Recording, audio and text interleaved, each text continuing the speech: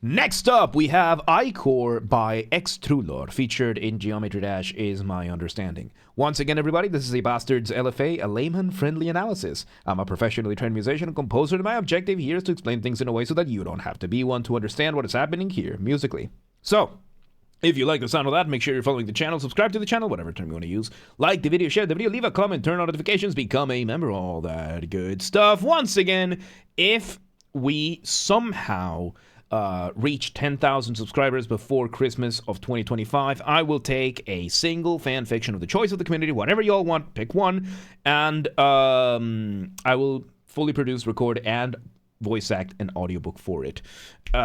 We have to achieve this through legitimate means, though, so no account duping, no botting, nothing like that.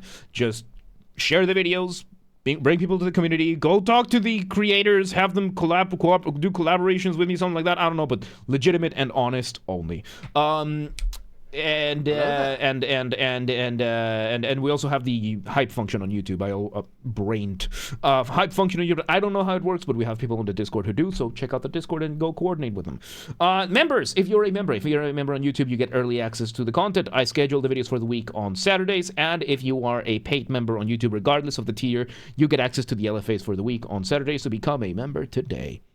Disclaimers on top of that, this is my first time listening to this, so I will be pausing a lot and I will be speaking a lot, as I will be pointing things out and explaining them as I hear them or as I realize them. And number two, this is recorded live on stream on a single take. I already stumbled upon my words, I will do it again. Whatever happens, happens. With that being said, let's do this. Let's bring that to the start. Ichor, let's go. Hidden, welcome today, how you doing? Mel, welcome today, how you doing? Ooh.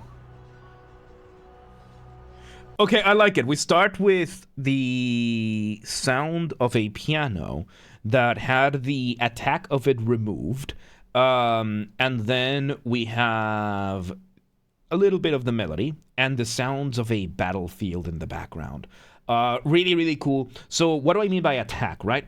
So whenever you have any instrument, you will have what is called the attack, the initial point from which the sound comes from. However, there is something you can do that is just virtually, digitally editing it out, and you just fade in the sound without the sound of the piano, of the mallet of the piano hitting the string, just the sound of the string vibrating. Really, really cool.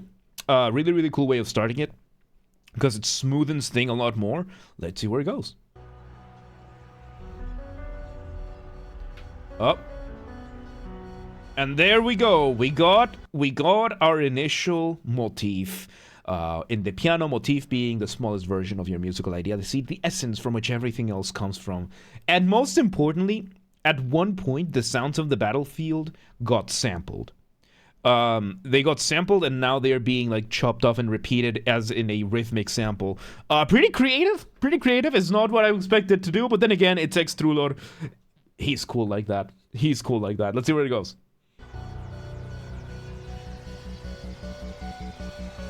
So we have build up. Oh. Okay, and we bring in the orchestral elements. Primarily, it sounds like we have our strings. Sounds like to be the violins. A violin section giving us that motif, that downward going motif. Really, really, really good stuff. Plus some orchestral percussion, which sounds to be the just drums. I don't know the exact drums that we're using here. They just sound really cool, almost tribalistic, very action-oriented. So let's see where it goes. And yes, Schwingy, thank you for the follow. Welcome to the mosh pit. Welcome today. So yeah, no, and yeah, I'm seeing people saying that Barry knows Xtrullor. Yes, we all know Xtrullor here. And by the way, Xtrullor, you still owe me that collab.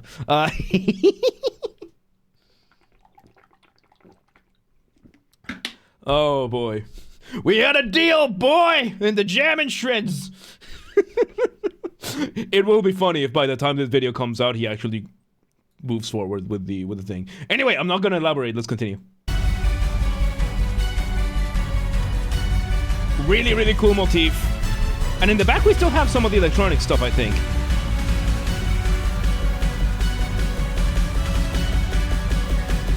And we have a French horn in the back carrying the other part of the motif. Oh my god, this is awesome. And now we have the electronic drums doing the build-up. Really cool. First we have Solkrig. I mean, Solkrig was here earlier today. He said that that the art is almost done, so that the song we did should come out soon. Who's Barry? Barry is the person who knows everyone. He knows everyone. So yes, it's French horn day. Yeah, we're getting a lot of French horn. So once again, if you don't know what a French horn looks like, this is what it looks like. Very, very cool. I think the original designer was French, and that's the only reason why. Because we used to have other types of horns. Like this is what horns used to look like. It used to be just the coil just looped around as many times as possible, and the way it would work is that a horn would be tuned to a specific key, and then you would just unscrew the mouthpiece, unscrew the bell, and change your tuning. And then when the French horn came over, we now introduced a system of valves that we use nowadays to change the length of the brass. And there you go. So yes, unlike the trumpets and trombones where the bell is pointing forwards, or the tuba where the bell is pointing upwards and forwards, the French horn is pointing downwards and backwards, and most importantly, you have to hold it by sticking your hand in the bell, which gives you a more mellow sound. And it makes it a lot more royal and everything. That's how they got breakfast toast named after them too. French toast is also... Oh, by the way, tell me where you're from. Is French toast sweet or savory? Because I learned in Hungary and in a lot of Europe, apparently, French toast, it's deep fried and not sweet. Where I'm from, French toast is sweet and not deep fried. It's pan fried. So, yeah. Yes. Do they press with those three fingers or pull with them? I mean, when it comes to the French horn, the system of valves, it works similarly to the trumpets. You can see the three fingers over here. The system of valves, the combinations that you're doing is going to change the length of the thing. So if there's fried, I mean, there's pan fried and then there's deep fried. Deep fried is when you just soak it into hot oil. Pan fried is like with some butter, and that's it. But yeah. Anyway, so yeah, we have this, and now we have the drums going in. Let's see where this goes.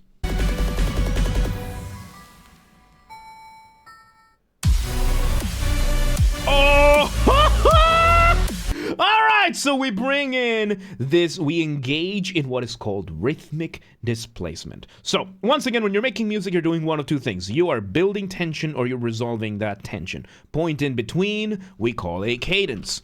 However, what we did just now is called rhythmic displacement. Rhythmic displacement. Where we did, what did we do? We took that moment of resolution, that moment where we have the drop, and we pushed it to the side a little bit. We added another melody very much in the background that gives us a little bit of extra phantom tension that ends up just giving us a way stronger drop. We're bringing back the motif now with the full electronic drums. Let's see where it goes. Oh, and it's sidechain. We bring vocals as well, and we bring it up. Valid user, thank you for giving a sub to Hidden. There you go. No more ads for you, Hidden Crystals. Enjoy your status, or your badge, and your emotes, and your ad-free viewing. So yes, these are also side-chained. So side-chaining is when it's what is happening right now. Whenever the drum hits, everything else gets temporarily faded down back up, volume-wise. So, man, really cool. Let's see where this goes. So yes, the vocals are having the motif, the chorus, with a really cool arrangement. Oh man, it's so cool. And off, not really off the ramp, we just tone things down, and we're side chaining with that bass drum. Bring a variation of the drums with this mallet percussion. We bring back the violins with that really cool... This feels like a Viking song. It feels like an epic. It feels like an epic thing. This is something that you would put on a climactic battle, or the build-up for a climactic battle on something like a Viking show. Yeah, like medieval, because we did have the sample at the start of the, you know, medieval or like pre-gunpowder battlefield. And can you teach me music theory? No. I'm not a very good teacher. So yes, no, it's very, very epic. Yeah, Ichor is Gods, it's epic, all that kind of stuff. And it fits really, really well. And I think this is something that Xtrullor kept in mind. Usually you will have, when you include something like a sample that we had at the start, that has to be intentional. You don't just accidentally add a sample of a battlefield at the start. So Xtrullor clearly had an idea of what he wanted. He had a vision, and he is giving you this really, really cool image of, like, yeah, like at this point you have some sort of charge going. Very, very cool, very epic, very well arranged as well. Very good balance between the orchestral elements and the electronic elements, which is very much what we've come to expect from Xtrullor at this point. We've done a couple of other of his pieces, and his use of orchestral music really, really good. Yeah, like I would, like I think this is from way before I gave him the feedback of like the chords from like horns, like bringing in the French horns and the trombones and making chords out of them with the tubas. Really, really cool stuff, and it would elevate this even further. Right now, doesn't really need it, does it? Just one line of violins with the other stuff, the choral arrangement and the electronic, and we are going already so epic. So really, really cool. Let's see where this goes.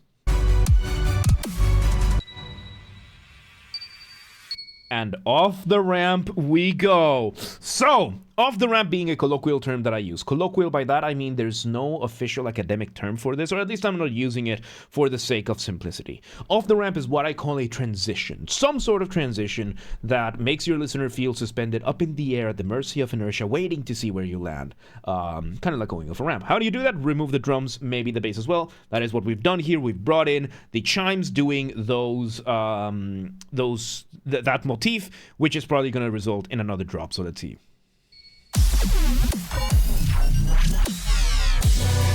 Oh! Okay, so now we bring in the melodies we used for the previous drop, and now we're using a pure dubstep drop with the whoop-whooping of dubstep that we are used to. The cool thing about this is that Xtrullor does not need to worry about revisiting material or reusing material or anything like that, because when you're doing a dropping of the beat, you can get away with anything as long as it sounds cool. And so far, Xtrullor has made it sound really, really cool. Like, I would play this. I would put this while playing Mountain Blade 2. Or Mountain Blade 1. Or Total War. Which I recommend those games, by the way. Really, really good. Let's see where this goes. We're still side-chaining, but with the new version of the drums. Oh! The acceleration of the drums there for the drop. Oh, this is sick. Oh, it's so good. Oh, and the moments of silence with the rhythmic displacement is so good. We have these little moments where Xtrullor just delays the hit just a little bit, and oh my god, it's really cool. This is just really, really cool. This is really cool. In general, just the approach and the good balance of orchestral and electronic. It's really cool.